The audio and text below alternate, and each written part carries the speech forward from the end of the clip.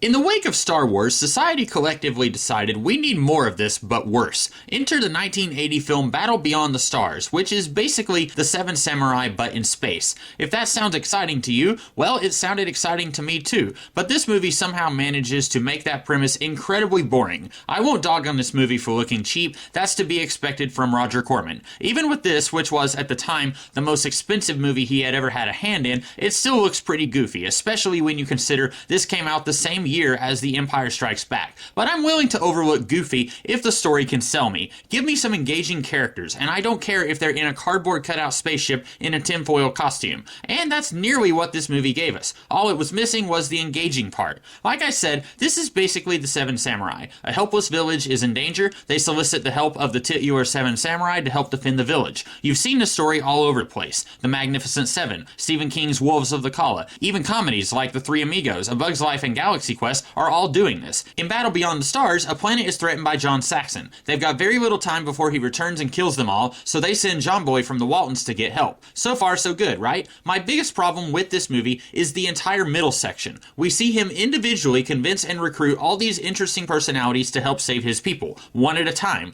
Then they each go away in their own spaceship while he looks for someone else. If it was me, I would give John Boy a bigger ship and have him pick up each person who decides to join his cause, so that all of these characters can interact with each other during the middle portion of the movie. Before the third act kicks in, we see all these guys sitting around a campfire waiting for certain death, and I like that scene. I just wish we could have gotten a lot more like that when we were being introduced to each of these characters, because once the third act starts, it's non-stop action and explosions, and because you've given almost everyone in a cast one scene each, by the time you start killing them off, I don't care because I don't know enough about any of these characters. What works about some of those other Seven Samurai type stories is the characters spend time together, and we get to spend time with them, so we care about what happens to them at the end. I don't care if this movie looks cheap. The problem is that before one single special effect was completed, the story felt cheap. I think aspiring filmmakers can learn a lesson from a movie like this. Some people might put a lot of stock in quality of the effects, but people like me are going to be taking a look at how the story is constructed, and that doesn't cost anything at all.